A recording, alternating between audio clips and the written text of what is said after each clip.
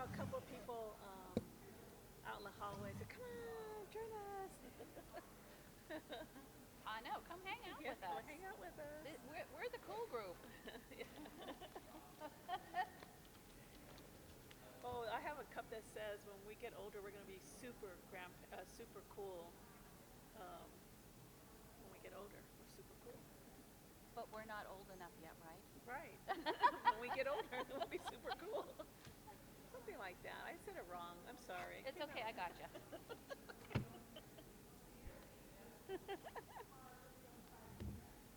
Get a pen. Where's my pen?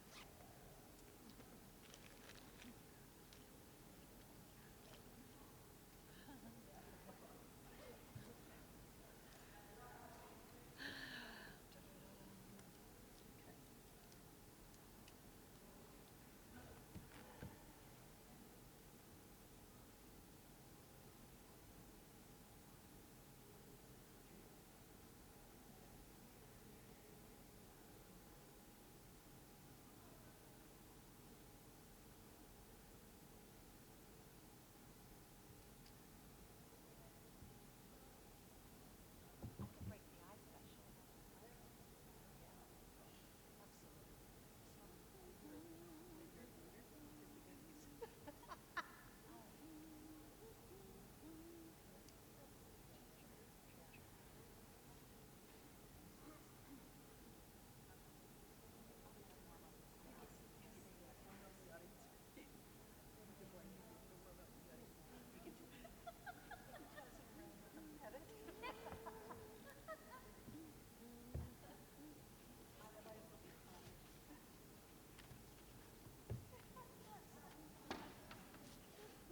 Oh. Powerful woman that she is.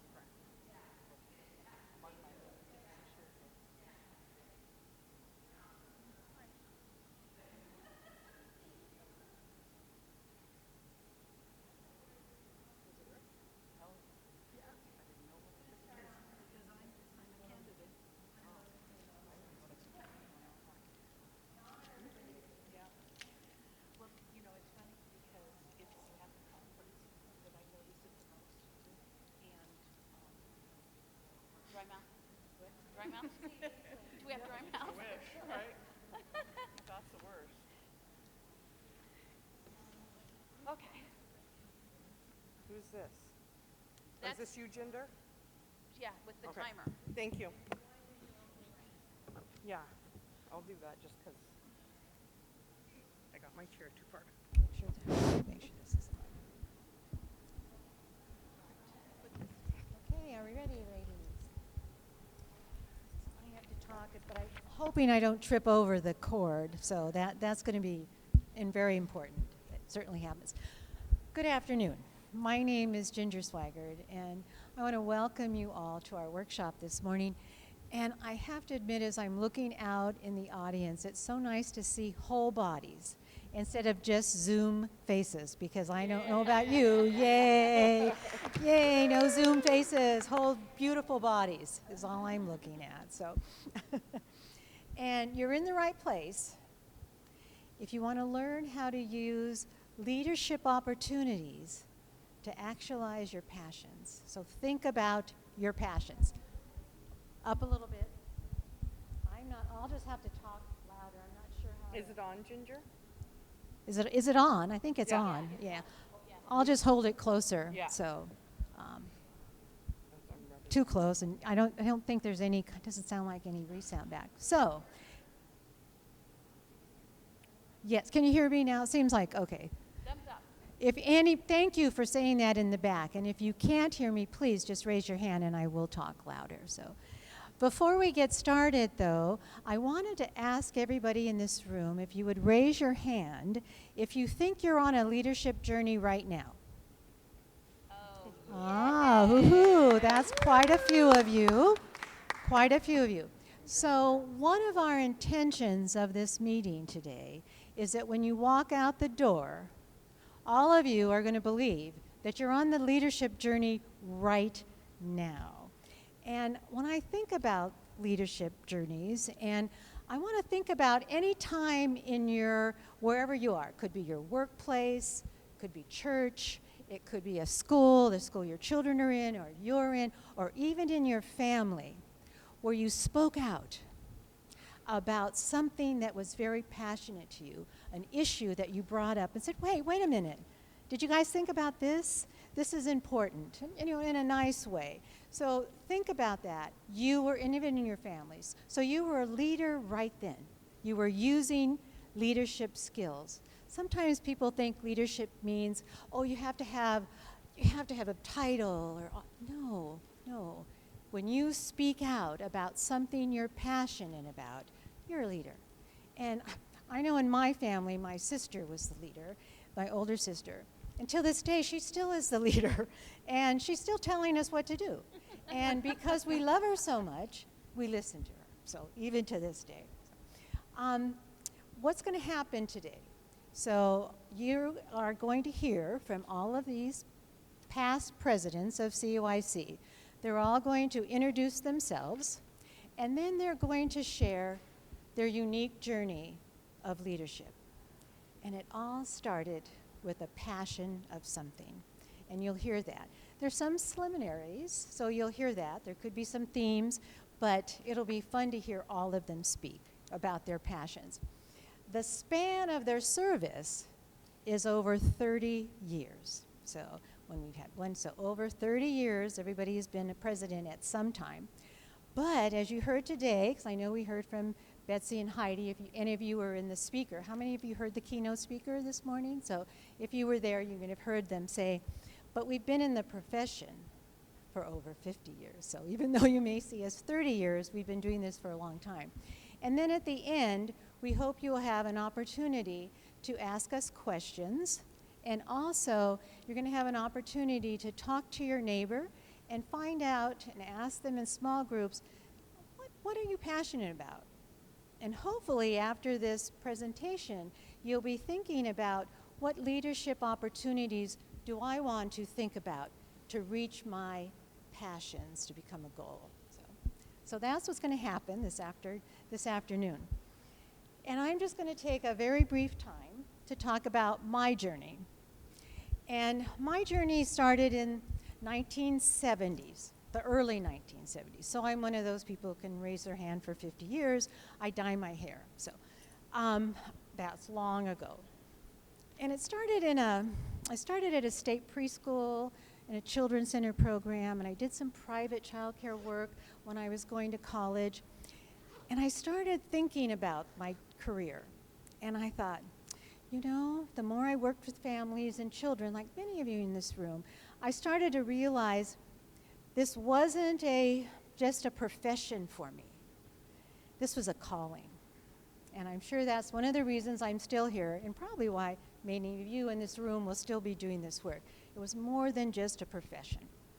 And then, as I started working, I realized, wait a minute, why do people say field? Oh, you're in the field, or like what we heard this morning. No, no, no. I never liked that word. I thought from the very beginning that I was in a profession, and I'm a professional. And I should be treated that way, and I should earn that wage. So that became one of my passions. And when I was working at this children's center for Hayward Unified School District a long time ago, Melinda Martin, so we're going to hear a lot of word about mentors or maybe somebody who gave you some skills. I observed her from the very beginning, and I started thinking about what kind of a leader do I really want to be? And she had those skills. She had the skills to make you feel important and make you feel you can do it, and gave you the opportunity to do it. And then I've had some other principals or people, leaders in my life that were supervising me that were tyrants, literally tyrants. And I thought to myself, I don't want to do that. I'm not going to be that way. So I really think it's important to observe people that you think are good leaders or you feel they're good leaders and learn from them.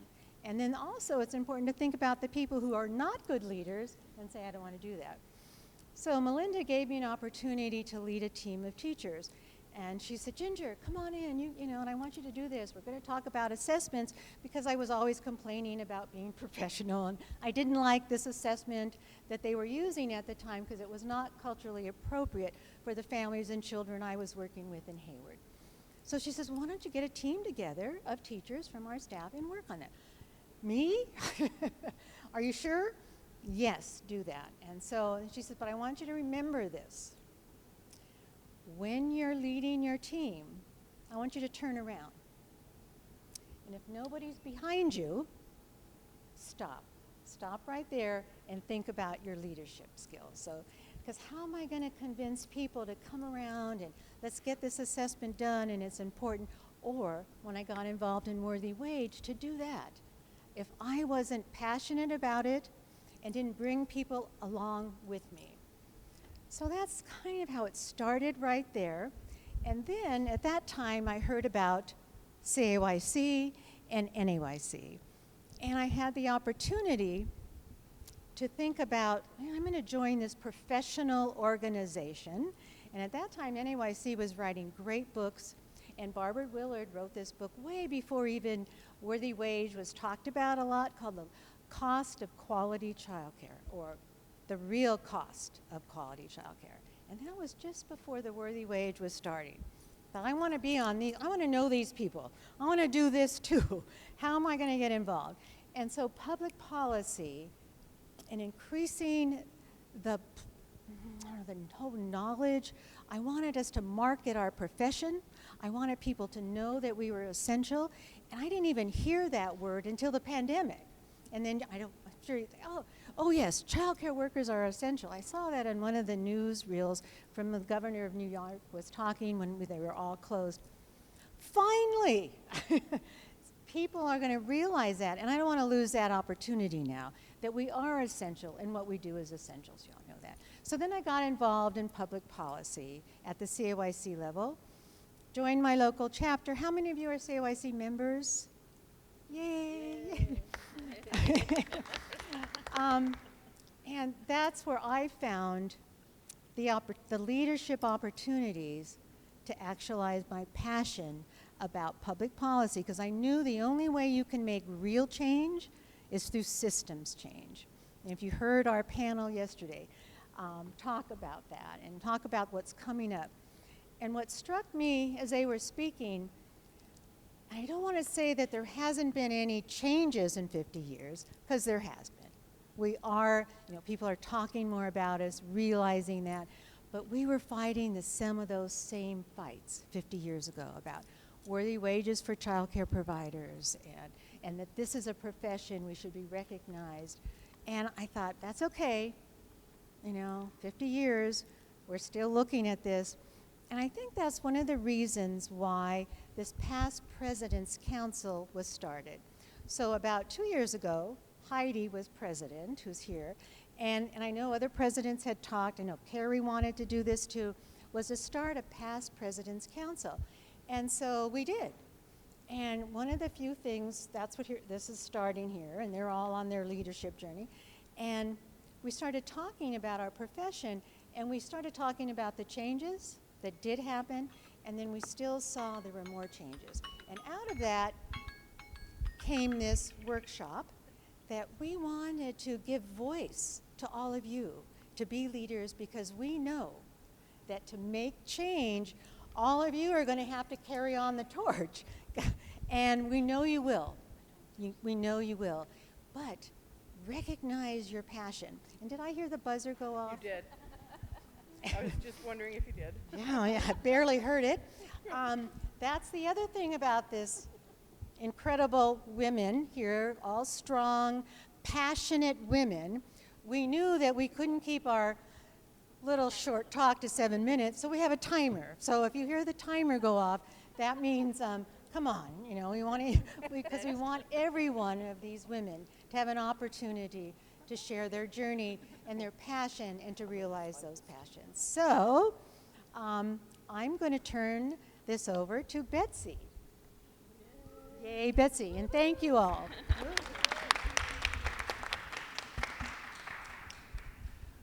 I was thrilled to see, I was thrilled to see that so many of you raised your hands to say that you were on a leadership journey. That is fantastic, because when I started out many years ago, I had no clue. My husband, I was a secretary, and I knew I didn't want to be a secretary the rest of my life. So my husband said, well, have you ever thought about teaching? Never had. And so I got a job as an aide. And at the end of the year, the teacher I was working with said, I think you should really go into this field. I already had a college degree, but not in teaching. And so she told me about a place in New York City where I lived that changed my life, and that was the Bank Street College of Education, which was at that time and still is one of very few institutions that focuses on early childhood education. So anyhow, I walked to Bank Street every day from my home in Greenwich Village, and I never left without a headache, because we argued and we debated and we just really got into what we believed about young children. And I discovered that I had a passion, a latent passion for working with children. And and I credit Bank Street with that. So I became a passionate, and still am, a passionate believer in the importance of early childhood. And I would say that the first and most important qualification that anyone should have to go into this field, because God knows we don't get paid enough for it, is that you believe with all your heart that what you are doing matters, and that there is nothing more important to you in terms of your profession than that you have that passion. And if you don't have it, get out of it. I'm serious, because it's hard work, as I don't have to tell you. And you shouldn't do it unless you really love it, and can see the difference that you can make. So fortunately, I ended up in a good place. I got my degree, but I had never heard of this organization. And I moved to California, and I honestly, I wish I had thought that I was on a leadership journey. It did not occur to me. I was just kind of going along and going to be a teacher and, be the best I could be. And then I met a woman who, at a meeting, who was a passionate believer and someone who was really a marvelous leadership role model. she became my mentor. That word was completely foreign to me. I remember when someone said to me, well, you should get a mentor. And I thought, what do you mean? I never heard of it.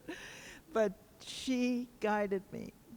And she sent me on a path similar to Ginger's in relation to public policy, because I was with her at a meeting one day, and she said, oh, and I think we should send Betsy Haichu to Sacramento to testify before the State Board of Education. And, you know, I had never done anything like that in my life. I was a complete novice. And that launched me on a career in public policy and advocacy. And the advocacy led to my involvement and membership in this organization. So I strongly urge you to go where your passion lies. And if it lies in something related to early childhood, but not quite the same as what you are doing now, listen to that voice, because you will find your answer. Now, another few things that I know were really important as I moved along, and they may sound very silly to you, but to be a good leader, you must be willing to do grunt work willingly and happily. And, you know, I didn't say to myself, well, I want to get in good with so-and-so and so-and-so, so I'll do this or that.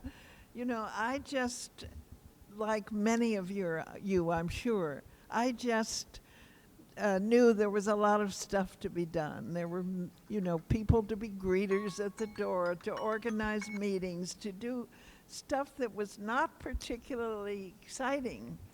But during doing that work made it possible for me to get to know these people. And then I felt that I was part of a community. And eventually, you know, I began to think, well, maybe I could do something. But, you know, it did not happen with me overnight, but I did listen to that small voice within me that said I had something to contribute. And I am so happy that so many of you in this room have that feeling too. So don't ignore it. It is that still small voice within you that knows you have something important to contribute, whatever it may be. Then I think the other thing that has made a difference for me is trying to be humble. Because, you know, let's face it, we all, inside of ourselves, there's something we think that we're best at. And you know, it's easy to kind of get carried away. And so I think an important part of becoming a leader is to be humble, and to also to be a good listener. Because it was through listening to many people that I have met along the way that I learned so much. And it's hard to be a good listener. You know, we get told that a great deal, but it is really hard.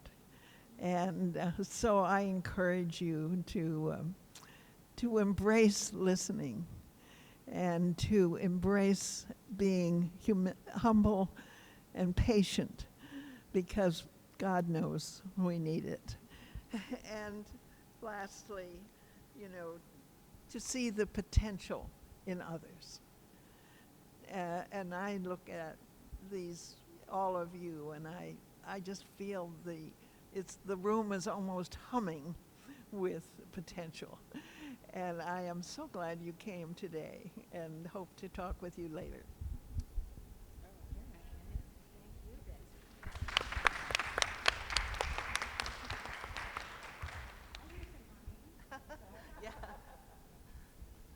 the humming of the HVAC here. Good afternoon. My name is Ellen Junn, and I'm the a past president of CCAAYC back in 1993. And I thought what I would just let you know is that as I reflected back on what I would say today, I was thinking about what happened when I first became involved with CCAC. I'm not from California. I'm from the Midwest originally, spent some time in Georgia for 3 years as a kindergartner, and it was so difficult being in Georgia, the Deep South, shortly after the civil rights movement was happening. So my father moved us back up to Michigan. So most of my life is Michigan. So when I came to California, I like I think, but you said, Ginger, you didn't know what CCAAYC was, right? I had never heard of it either. I did my undergraduate at University of Michigan, and then I have a master's and a doctorate from Princeton University, and of course had not heard about even NAYC. So what I would say to you is that, first off, I wanted to say that what was sort of kind of a coincidence is that it's almost prophetic if you think about all of us as early childhood educators. Do you know what book was published? It was a very widely read book in the U.S. in 1990 by Robert Fulghum, and it was a book that kind of relates to us. Do you remember what that book is? Do you remember this book, All I Really Need to Know I Learned in Kindergarten? Do you remember that book? So I thought that was especially prophetic for me because my son was born in 1990, and I was first now involved in early childhood issues. And the reason for this is because I have 5 lessons for you. So the first lesson is don't be afraid of leadership. And as Betsy said, it's so fantastic to see so many of you raise your hand when you said, are you on your journey toward leadership? And yes, that's why we're thrilled that you're here. So I'm just going to ask for 1 minute to shout out words. What do you think a leader means? Are there adjectives that describe that? When you hear the word leadership, what words come to mind? Yes. Empowered. Yes. Excellent. Who else? Yes. But say listening. Yes. Passionate. What else? Integrity. Developmental. Available. What other words? Emotionally intelligent. That's really important. Yes. All of these are. Knowledge. Exactly. Good listener. All right, see, these are all extremely important characteristics that effective leaders have all those skills. And what Ginger was saying earlier is that the fact that you're in this room, you want to learn more, is already half the battle, because there are people who don't necessarily want to learn more and grow, and those leaders are not going to be effective. So the fact that you're here is step number 1. But step number 2 is to understand that you already are leaders, because as early childhood educators, you have to, really another way to think about the definition of a leader is someone who can effectively work with others to accomplish a goal.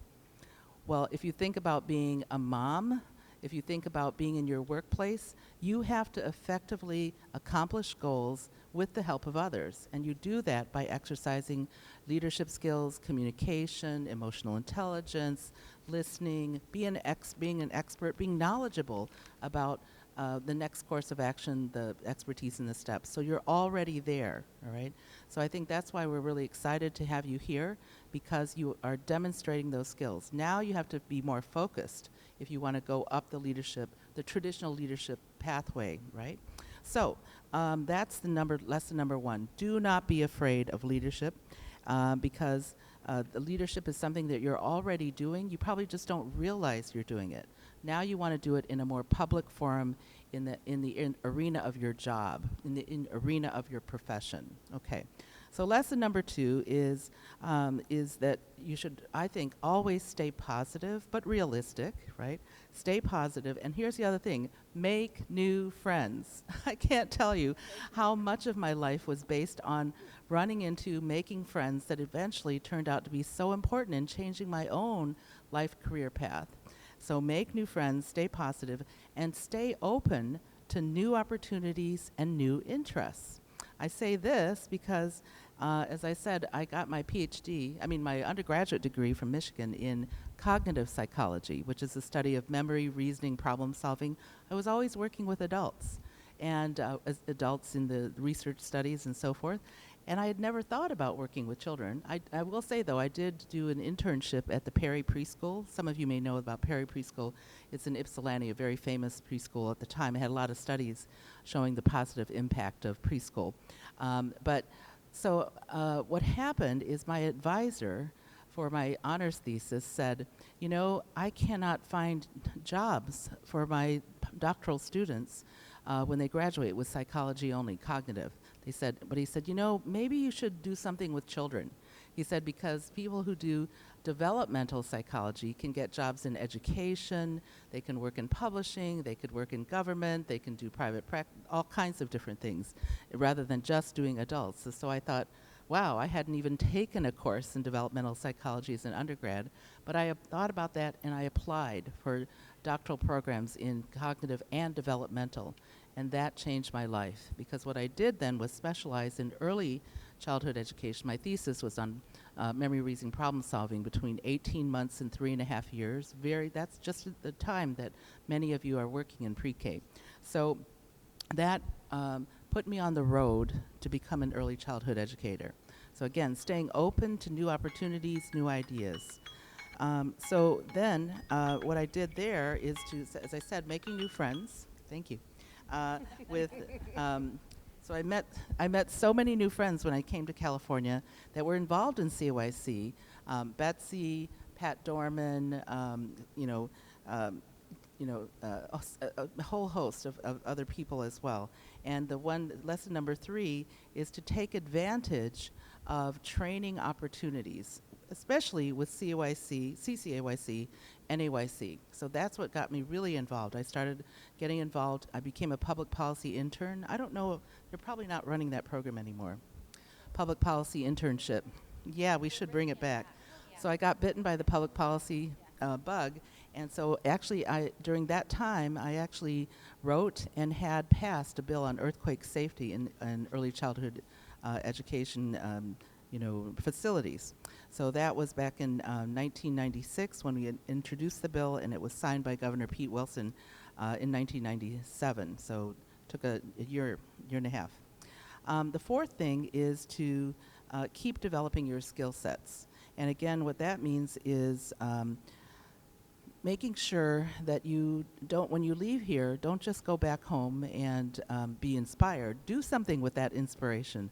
So you can find all kinds of resources on the web. You can buy books on leadership. You can read about other successful leaders. You can Google the resumes of people who think about what job do you ultimately want, right? If you want to be a CEO of your center, if you want to be some other high-level person, go and work backwards. Start with who is the job that you would ultimately like. Look at their resumes, or look at people with similar resumes and see, well, should I get another degree here? Should I get a certification there? Could I go to this kind of workshop? Maybe I should join another professional organization. Maybe I can improve my speech skills. Maybe I can improve my writing skills. So think about how you can increase your skill sets, important skill sets. From that standpoint. And then the lesson number 5, the last lesson, is never underestimate the power of serendipity. That means serendipity. I am actually the university president now. So I'm a president of a university, California State University in Stanislaus in Turlock. And we have about 10,000 students. We have a branch campus also in Stockton. And what I can tell you is that getting that job was serendipitous, meaning if you have the right skill sets, you're in the right place at the right time, then sometimes things open up, new possibilities open up.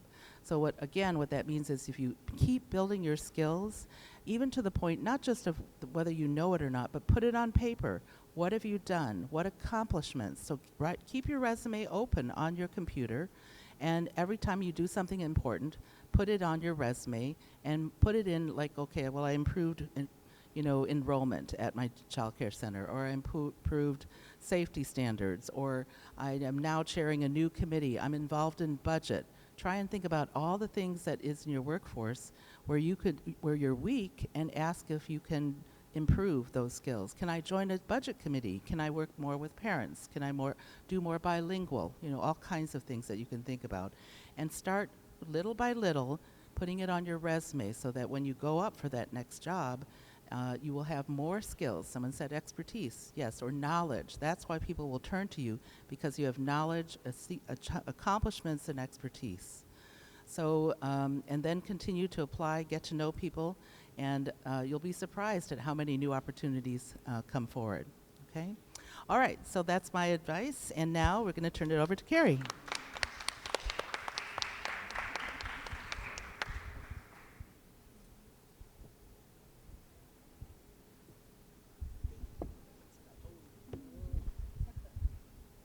Hi.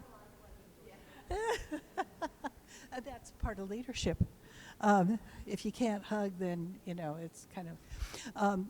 my name is Carrie Larson-Mckay, and I am an ex-CAAEYC president, along with everybody else. But I have to tell you, what you have sitting at this table is a whole bucket load of knowledge and passion and leadership information and things that are really, really valuable.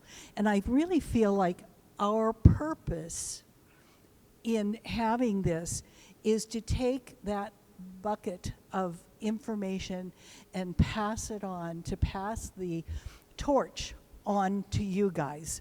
And so I am going to take this flaming bucket of information and talent and skill and just kind of toss it out to you and take it and run with it.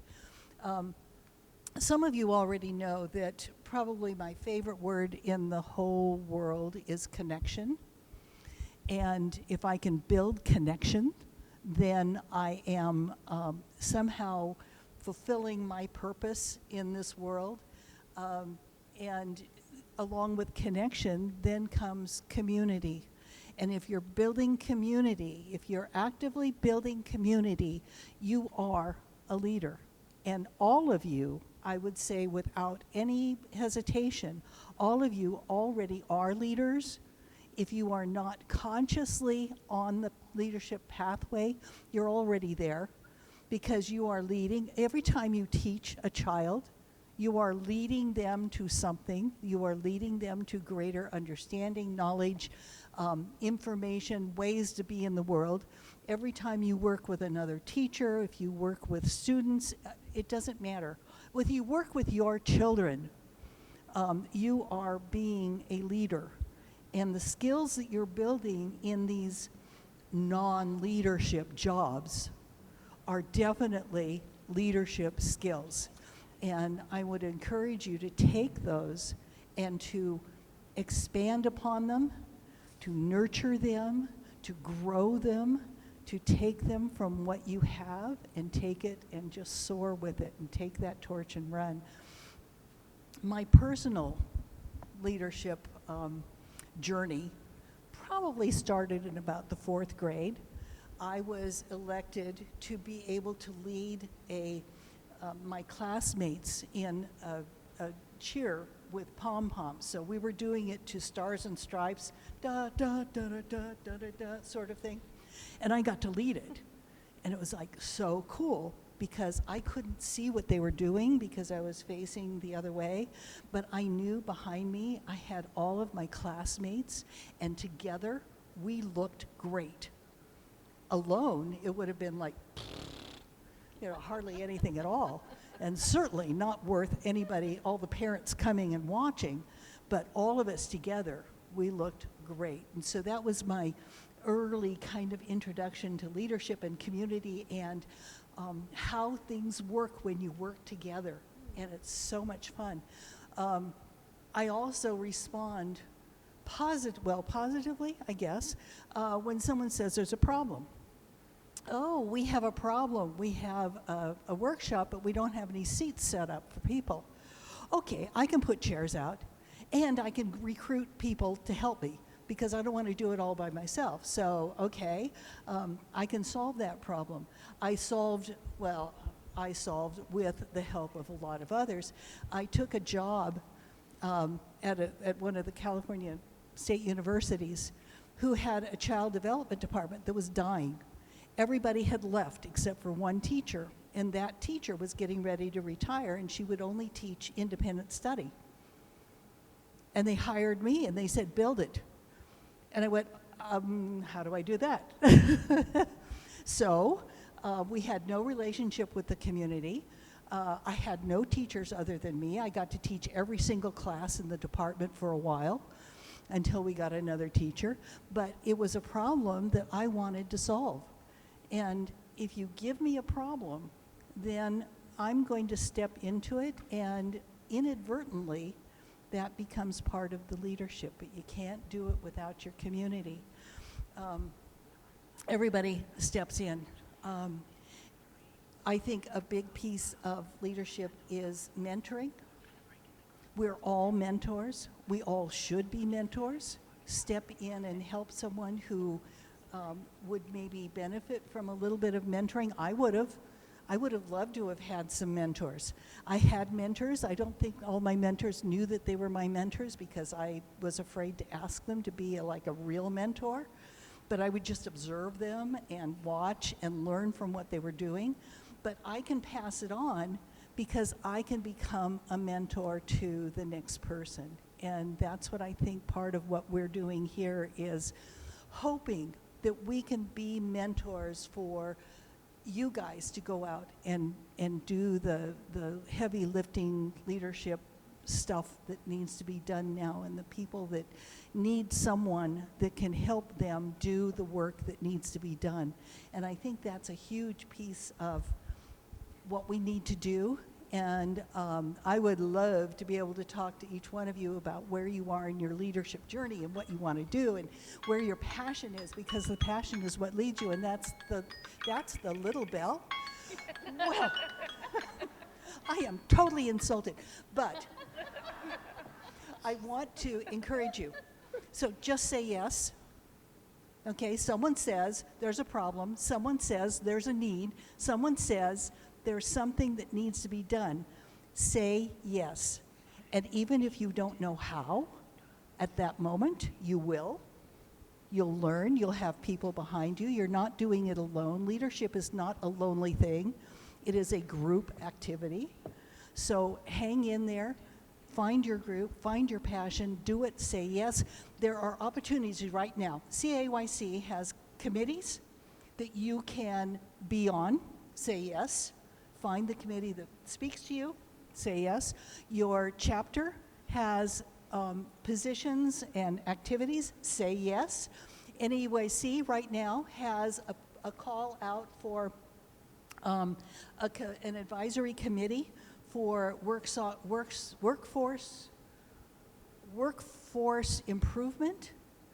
I'm sorry, that's wrong, but if you look at NAEYC, they put out a call, say yes, okay? Step into it, and you'll have an opportunity to learn.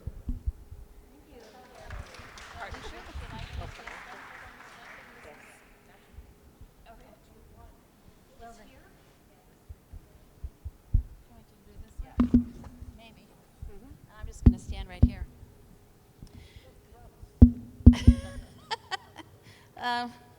You can tell, one of the qualifications of being a past president or president at all, you have to be just a tiny bit goofy. So if you're thinking about a presidency, then you need to work on your goofiness. Just saying. So my passion started early on as the field was emerging. And so my passion became about just that. I had great intrigue about this new profession that was coming together as a result of the 1985 Head Start thing that we all know happened at that point. Schools were scrambling everywhere. State colleges and university and private schools were scrambling to put together a degree program that would be able to train teachers to go into that role of Head Start. So that's kind of, when we think about when did the profession start, that's kind of when it had the big step forward. So I'm going to share with you something that I don't really tell people very often, but since, we're all friends in this room and, I know you won't share this with anyone else. You're looking at the 1967 Miss Betty Crocker Homemaker of the Year in my senior class. Yeah. So General Mills had this thing where they, on every high school campus, you took this test, and they were looking for outstanding seniors in potentially in home economics. So I thought that was exactly what I wanted to do. So I did my first 2 years at a local community college, San Joaquin Delta, and I'm from Stockton. And I did my general ed, and I did, enough home ec classes to get my AA in home economics. So then off I went to Fresno State, because Fresno State still had a home economics house, because, I was on my way. I was going to major in home economics. Before registration started, I had someone say to me, you need to go see this woman named Vera Taylor. Vera Taylor is in the Department of Education, and she's just recently put this program together, an interdisciplinary Bachelor of Science program in child development. You've got to go see her. She changed my life in 10 minutes, and I have never looked back. That was the most extraordinary meeting with this amazing woman who had such passion for the field, and who was also on the teacher credentialing commission. And I was enthralled. And so that's where my path began. So I graduated with a Bachelor of Science, which is kind of unusual, from Fresno State, and was convinced that my next step was a credential, because I was going to teach 4-year-olds on an elementary school campus. That was 50 years ago. We're just now, with pre-K today, universal pre-K, we're just now talking about doing that. I don't know if I was ahead of my time, but I was convinced that that's what I was going to do, and it clearly didn't happen that way. So my very first job, I had the good fortune of having a co-teacher that happened to be, interestingly enough, the president of the local chapter, which was Central Valley AAYC. So of course she says to me, you're going to come to a meeting, right? Okay. And Vera had also set up a student program. So I was involved in the student club on campus before I graduated. So yeah, okay. Well, 2 years later, I was on the board, and the rest is kind of history, because except for the time I was home with my daughter, I have always been on an AAYC board at some level. It just became my passion. And it's interesting because I couldn't tell where the day job ended and the volunteer job began. It just seemed like it all rolled together, because all of it was important. So I took some time off, because that had been a decision that my husband and I made when Jennifer was little. And I finished the credential, and then I had an opportunity to take a position as a director of a program in a nonprofit traditional program, because we're still talking the late 70s and the early 80s. That job was a blast. I had so much fun, and I was able to expand the program. I was able to get even more involved with Central Valley AAYC. I became its president. I got to do some adjunct instruction at the local community college, and I taught my favorite course on children's books. Oh my gosh. And then I also taught administration. And then I got to a place where my family really needed my life to not be so hectic. My husband has some very serious, is it that me already? My husband had some very serious illnesses, and it was time for me to be home. And so I became an independent contractor.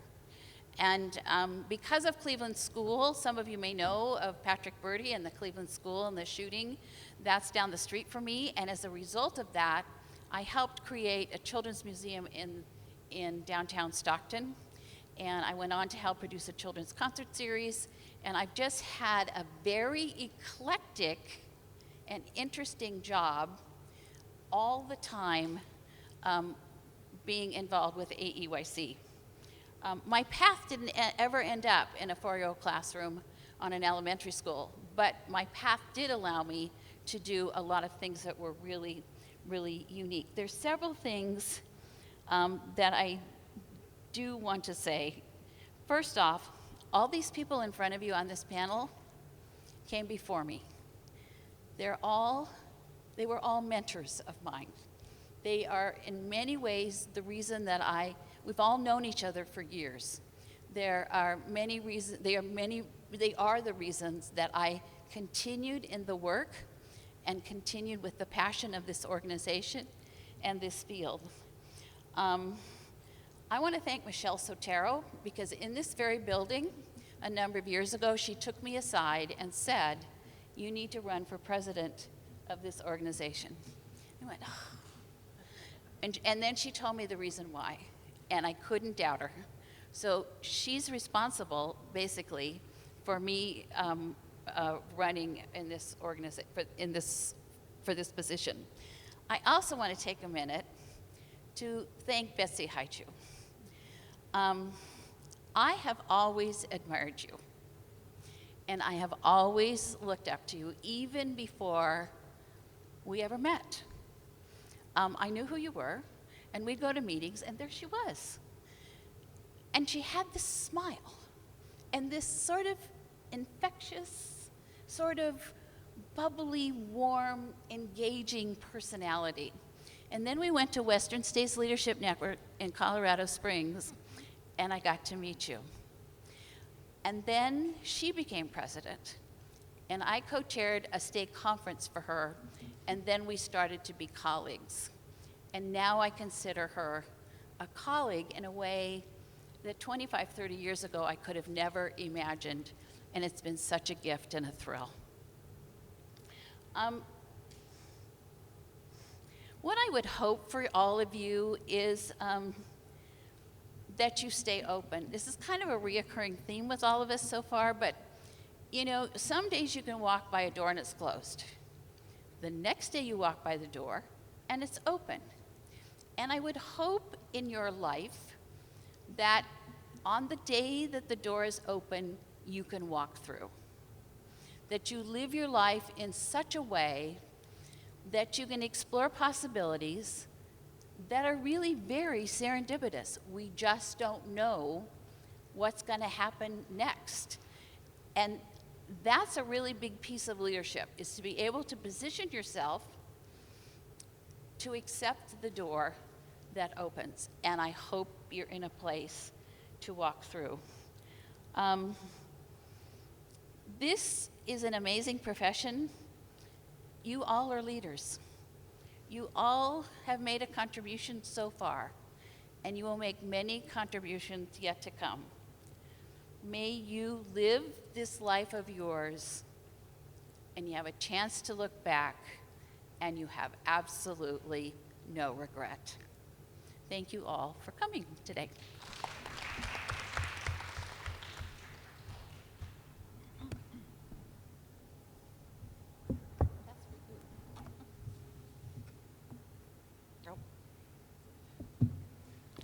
So I'm Jackie Sell. I was CAAEYC's president from 2017 to 2019. And I could echo and repeat everything these ladies have said, so I'm not going to. I've had a diverse journey, as all of these ladies have had.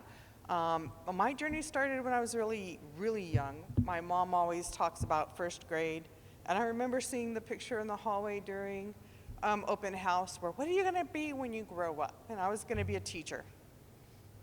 I teach at a college now. I was a pre-K teacher, and I've had a variety in and out. But my passion has always been about people, who they are, and like Ginger was talking about, making them feel important and valued for who they are. And my passion is to do it in the background. My passion is not to be here. Heidi spoke this morning about missing her opportunity to be at the podium. I didn't want to be at the podium when I was president. I had very gracious supporters in Carrie and Heidi and many others. I did my job, did my things, but other than that, they all stepped up for me. And what I think is really important about following your passion and is knowing who you are and where your passion fits. Like Betsy was saying, don't do it if it's not your passion. If it's not your passion to stand in front of the group like this, don't do it, because you're not going to be as effective as you are if you're doing what you are passionate about. I'm passionate about the lives of young children and people. I'm passionate about humanity. But my person is not going to stand up and do things. I've recently realized this, and I tell myself regularly. I started with realizing I don't like roller coasters. So even though all my siblings like them, all my friends like them, I don't have to go on the roller coaster to see if this time I'm going to like it. And I learned this because I was on a roller coaster and they take the pictures, right? You come down, they take the picture, and I'm on there like,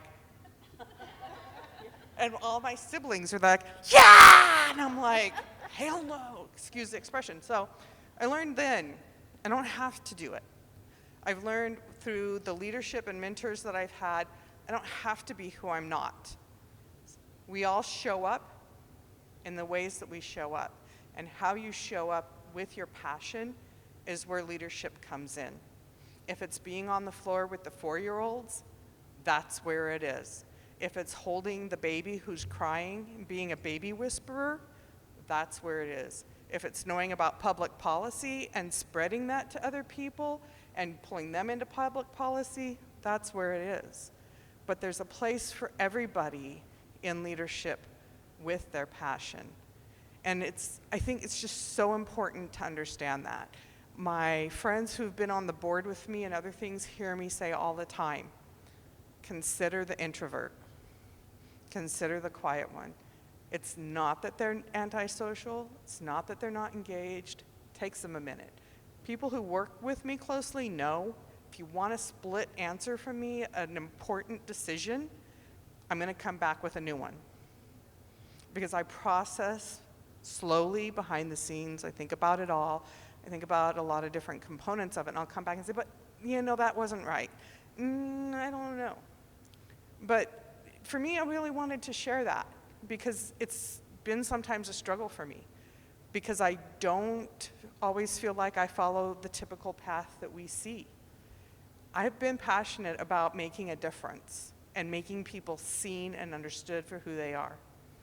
I heard eons ago in a conference, if you change the life of a child, you change the world. And I've applied that to everything. If you change the life of whomever it is, and they call it now, it's similar, or it is the same thing as the butterfly effect, if you've heard of that. The butterfly flaps its wings in Brazil, and that movement of air moves the air all around the world. Smile at somebody, just give them that I got you.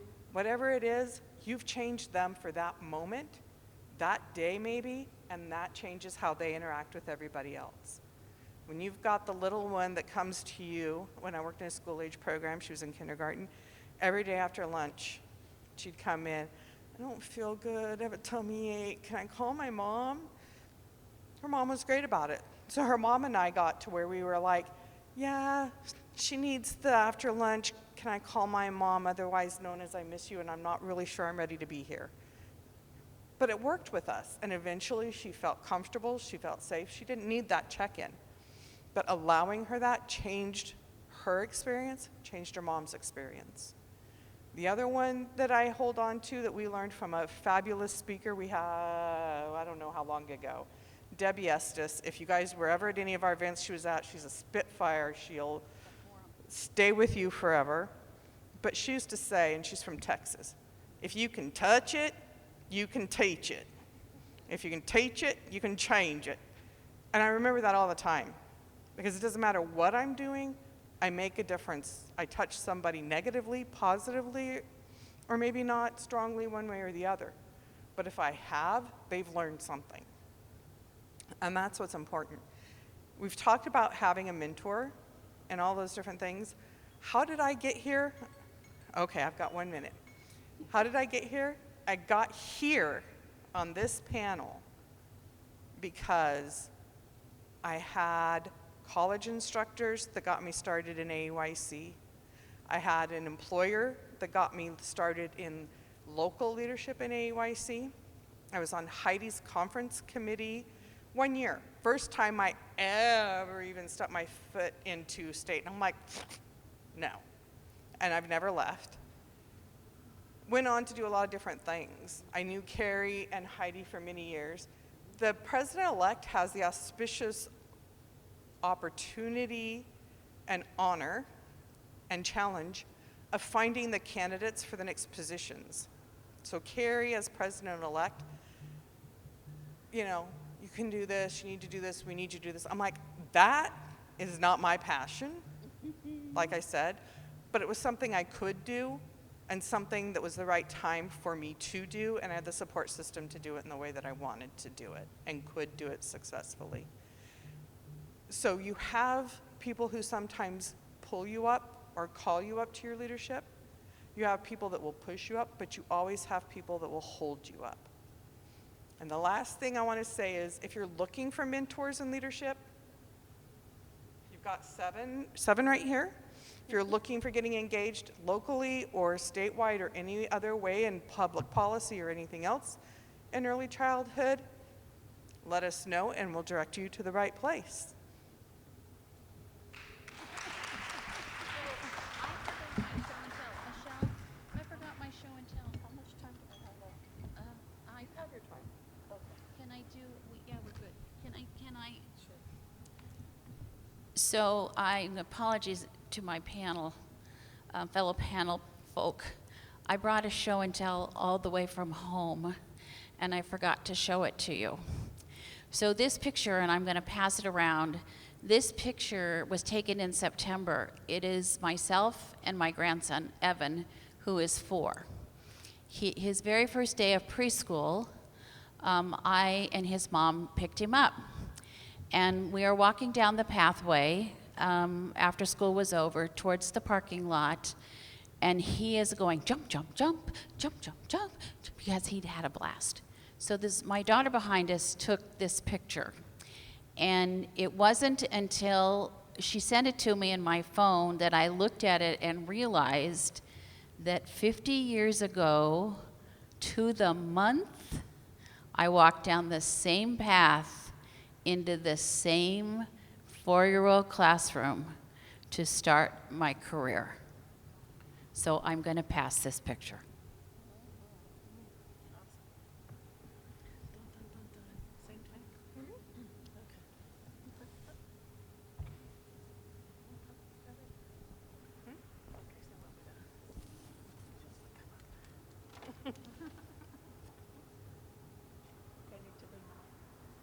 There's one here. Just grab this one, Michelle.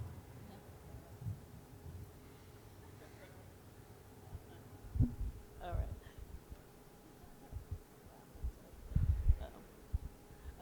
right. Oh, sure. Yeah. I know you've been sitting for a little while, so if you just want to stand up and just stretch yourself, go ahead and do that, and then go ahead and sit back down. I know that we've been sitting for a while on that one. So thank you for staying with us for this time. I'm going to tell you a little bit about my journey, but I also want to know there's a lot of same messages or some similar experiences on our journey around leadership. So I'm going to highlight some of them, but not repeat some of the content that was already mentioned. So I started my early childhood experience with a good friend of mine who is my friend today that invited me to an early childhood education meeting to come. Oh, let's go to a SDYC event in San Diego. Sure, I don't know hardly anything about it. And I said, and was such a warm feeling. And I said, I think I found my people. I think I found where I want to be and be part of the organization. And it just been like, oh, I wanted to volunteer. I wanted to help. anything for the organization, and it's been part of my life. I can't see it any different. It's, if I was like in a fish tank or something, it's just, I live and breathe the water of the organization in that sense. I became president of CAAEYC in 2001, July 1st, and in September we had 9/11.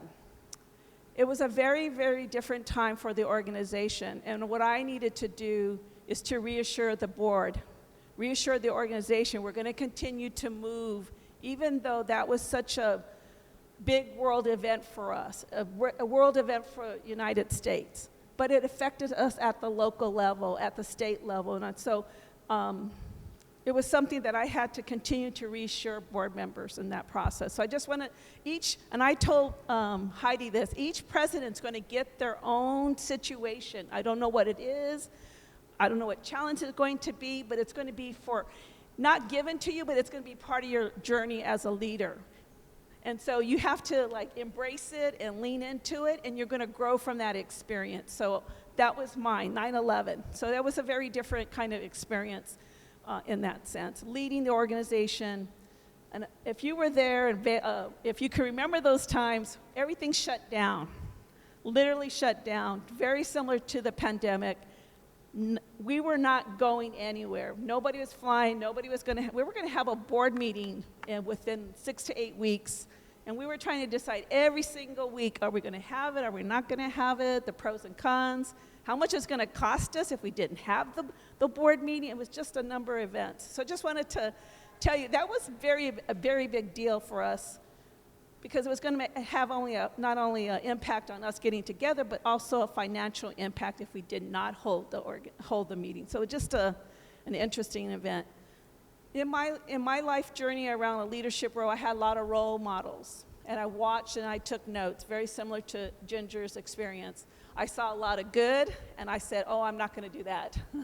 I just saw a lot of good leadership and helping me in my journey experiences. The second is mentors, looking at a whole wide range of mentors. I got to observe individuals, but I also asked for people for their advice and opinions, and so that helped shape my journey, who I am today as a leader. The next one was training, and one of the milestones in my training was the leadership and diversity, really looking at who are the missing voices at our table, who's not represented on our organization, who's not represented at the table when we're making decisions. And we continue to think about that in my workplace, in my interactions with others, in my networking. As far as my passion, one of the things that I felt that I bring to the leadership role is my networking. How can I bring what you have to the table and the resources that we have to make something a better event for our members, or a better event for the community, a better life for young children and their families? So I'm always constantly like, well, what can they bring to the table? How can we bring these resources to better suit our community? And so I always saw it in that light. And then the last is looking at my passion around, I call it, and hope I don't offend anybody, but I see myself as a queen maker or a king maker. So I don't always feel comfortable up here, but I feel comfortable of help building someone up to be the next leader behind the scenes. And so that's how I see myself. Oh, I see you as the next chair of the organization, or running the conference, or leading the workshop, or running the organization. And I said, I see it. You got the gifts. I could tell in my interaction with you. And I always continue to identify those skills. I just recently told a teacher, you need to apply for the job. You can do the job. That person was really surprised. You think I can do the job? I said, yes, you can. I said, but you got to take the next step. You have to apply for the position.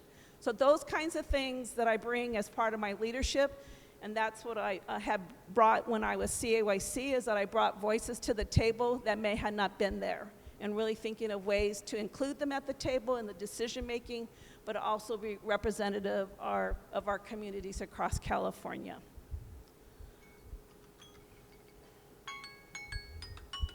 Okay.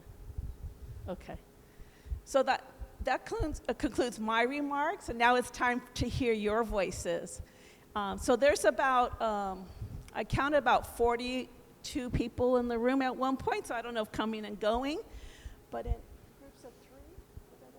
So in groups of three, talk to each other, introduce yourself to one another, and what are your passions?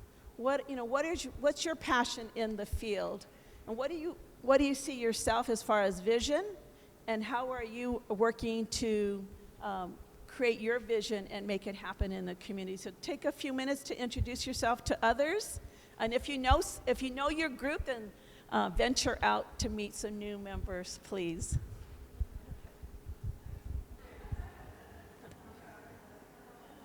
You can have a group of 4. My grandma heart. Yeah, it's a grandma moment, that's for sure.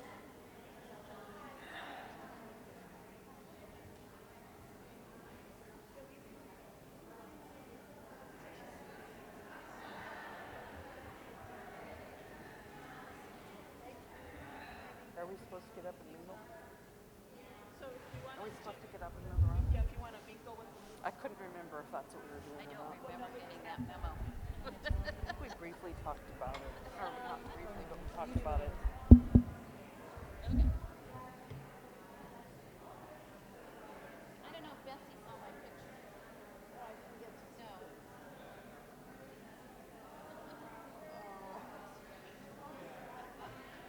Isn't that fun? Yeah, it's pretty fun. So this is where you talk. Yeah, it's hard taught.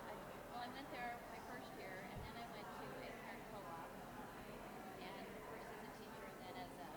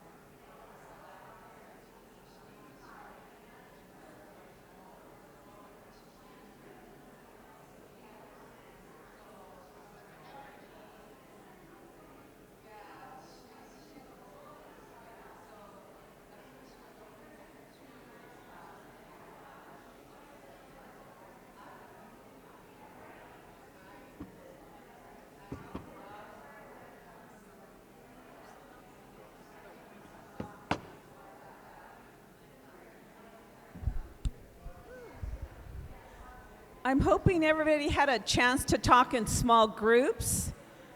And if you did, we want to bring everybody back together and share some of your discussions from your small groups. And then we'll open up to questions and answers if you want to ask any of the past president any questions. So I'm going to, if you can hear me, clap your hands twice. All right, so who would like to share some of their discussions or reflections from their groups? Who would be willing to share that? Like going, okay. I don't know if you don't mind, you may have to come up here. Thank you. Should I wait? You speak? Hi, everyone. Can everyone hear me? Hello, hello. So I am with the group over here, this lovely group over here. We want to share our experience that we just went through. We were sharing about connection. We love the connection that we're able to build with one another. You're like, yes! We're definitely echoing the same sentiment, the support, the connection that this whole group provides.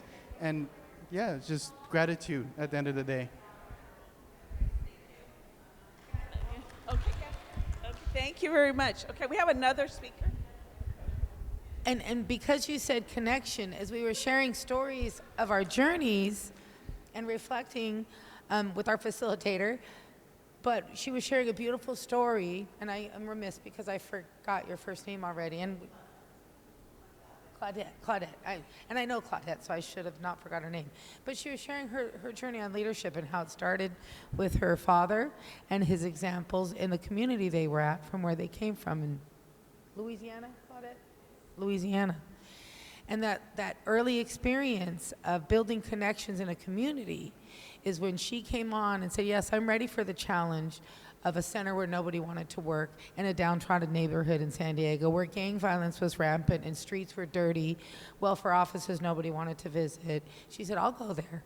And her being there and not being fearful and noticing that the streets were dirty and going out and cleaning them every day in front of the OG gangbangers that are just out there and approach her and say, why do you do this every day? You're not afraid out here. She said, I'm not afraid. And then realizes through this connection of conversation about, why are you doing this? Are you crazy? You're not afraid?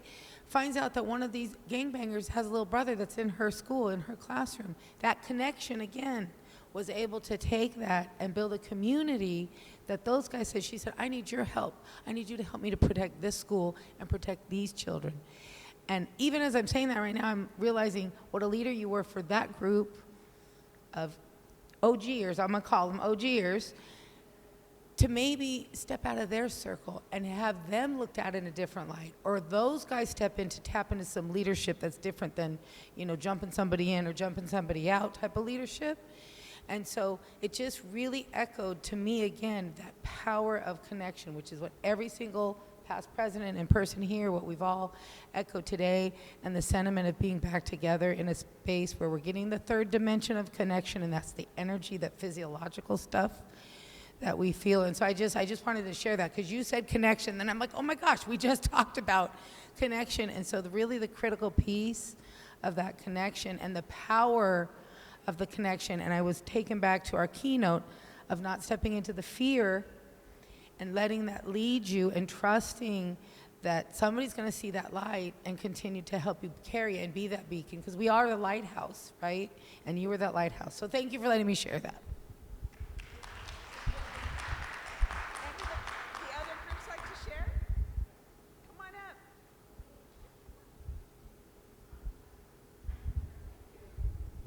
It takes courage to speak in front of so many people.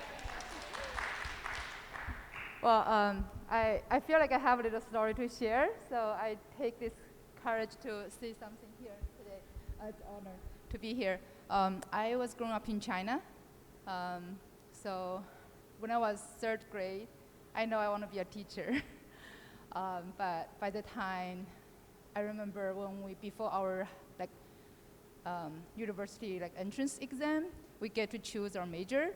Everybody around me, including my teachers, rejected, say no, you shouldn't. Of course, including my parents, everybody. for some reason, which I now understand fully. I don't get paid really well to be a teacher. But at that time, I was kind of really sad. However, I did put some university name on there, which include very prestigious, like a teacher training university in China. And at that time, we also had a system where what's they call normal universities get to pick the graduates first. So I was scored really high. Like at that time, my score can like go to the best universities in China, like Beijing University or Tsinghua University. However, I got picked by one of the normal universities, so I ended up being in the educational field. So that story was past.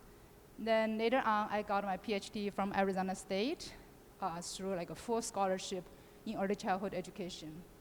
And I was part of a research group comparing Japan, China, and US teachers in preschool classroom. Maybe some of you heard about the story, the research called Preschool in Three Cultures, led by Joe Tobin, and I was one of his students. So with my PhD, I decided to go to the classroom. And at that time, everybody around me against it. For me, I just feel like I had some teacher training experience, and I feel like everything I talk and I say was empty. I didn't like it. I have to pretend I know a lot, but all I know was theory. I'd never been a teacher myself at that time, and I hated it. And I want to feel how it really feel like be in the classroom, be a real teacher.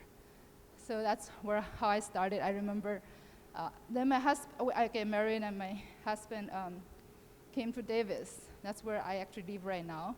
And I was trying to find a preschool job for myself. I couldn't. Whenever I say I have a PhD and they don't take me, I'm overqualified. Yeah, it was a lot of, I feel like I've been to a lot of interesting things in my life, and I was pretty stubborn, and I stayed in the field. I worked as a volunteer first and TA. At one point, I hid my PhD. I have to say I have a master's degree from a Chinese university in early childhood education.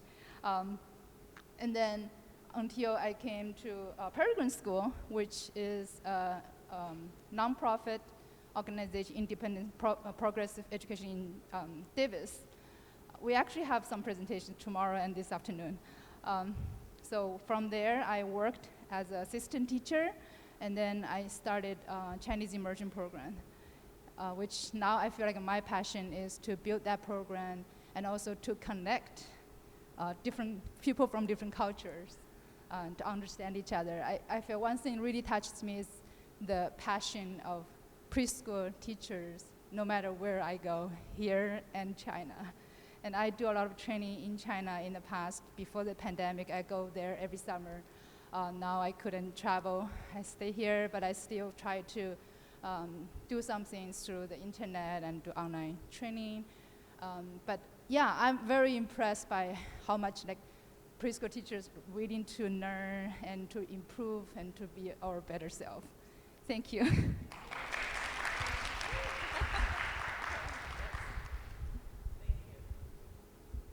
Hi, I'm Judy, and I am a really strong believer in you are where you are when you're supposed to be there. And I saw that in my group. So we're sitting down, and the first person introduces herself, and she's at a school in San Diego. The other person in the group, she's also at a school in San Diego, not very far away. She says to her, "Do you have toddlers?" She says, "Yeah, I've been here 20 years.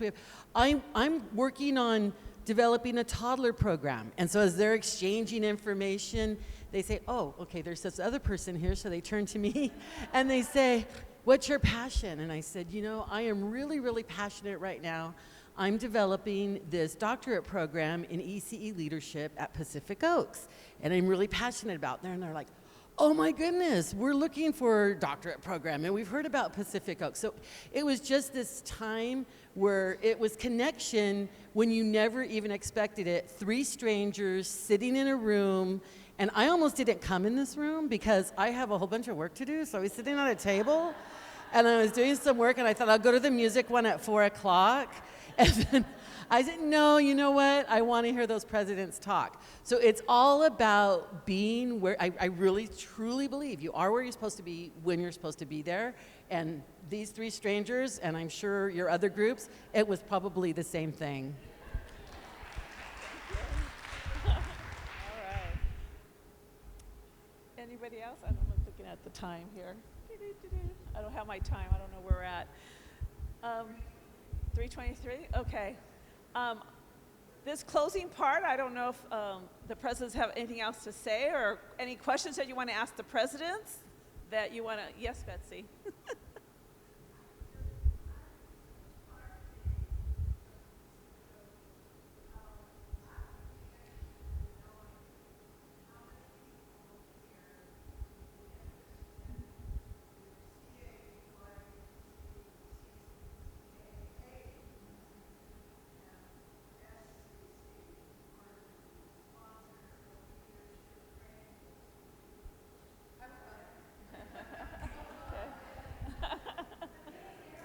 Okay. Okay. So we will, Judy, right?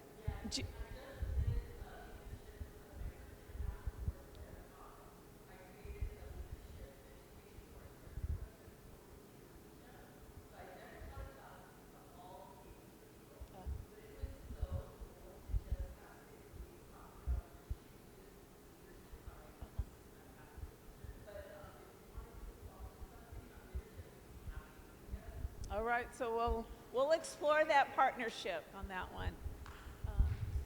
Thank you. So, okay. Any other questions that you want to ask the presidents or presidents want to ask a question of the group? Okay. Okay.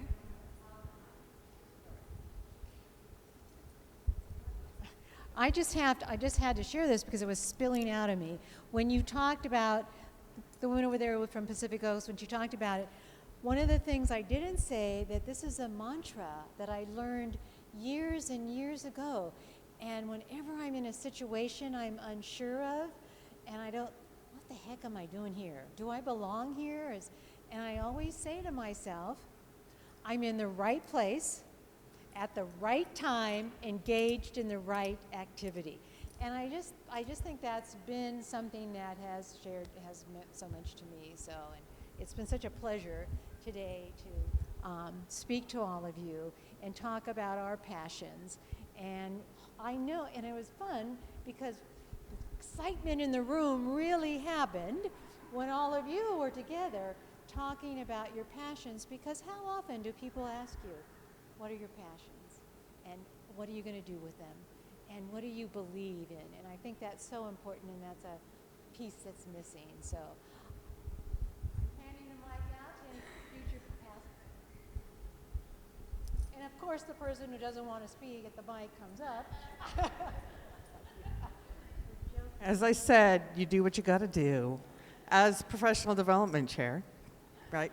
I just want to let you all know, in case you don't know, and if you're not a CAAEYC member, I encourage you to investigate becoming a member. Also, when you are a member of NAEYC, if you are a member of NAEYC, you think you're not a member of CAAEYC, you are. So it's a twofer. So if you're not a member, please check it out. You can talk to any of us. There's membership information in the back of your program. That's a shameless plug. The other thing is, though, if you want more information about anything we're doing, you want to get in touch with any of us, you can email info, INFO, at caeyc.org.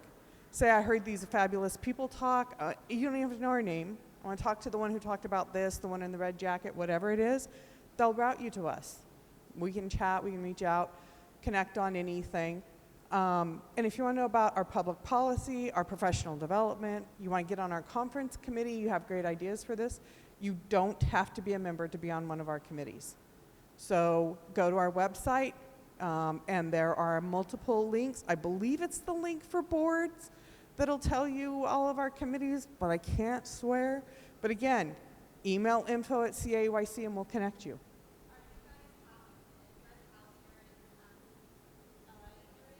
Our office is in Folsom. However, that's our business office. The work is done at our local chapters. And there is a local chapter for LA. It's called Southern California Chapter of AAYC. They have smaller satellite community groups. There's also one for the Foothill San Gabriel Valley. Northern California has them as well. They're not per county. So there's multiple counties in one. Where are you at? Tehama County, north by Shasta, California Cascades. They're great. That's the one you want. And if you go on the website, you go into board, you'll see a link for chapters. You can find your chapter by your city and or county, and you can reach out to them right there, or info@caayc.org, and they'll link you to them. Yeah.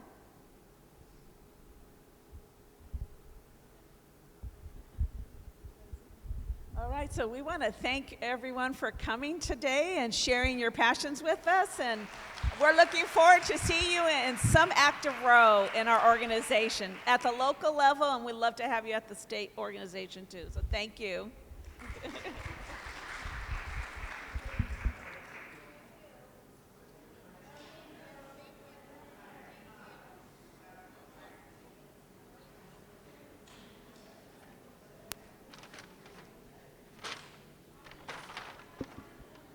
I'm getting cold in this room. It's cold.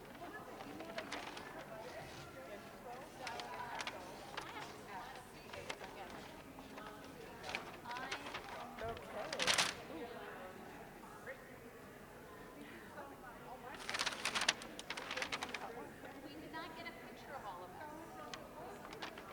Michelle Sotero. Michelle Sotero. S-O-L, yeah, yeah.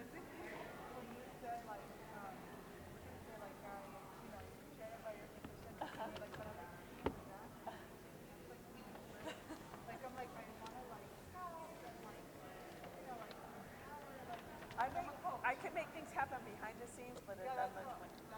Yes.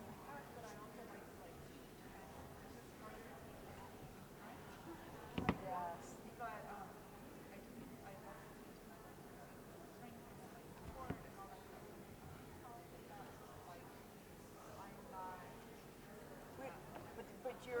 What you're showing is that there's a way of being a leader without always having to be out front too. So you're being yourself, and I think that's just as important in working with students, because they can see a whole range of different temperaments and personalities.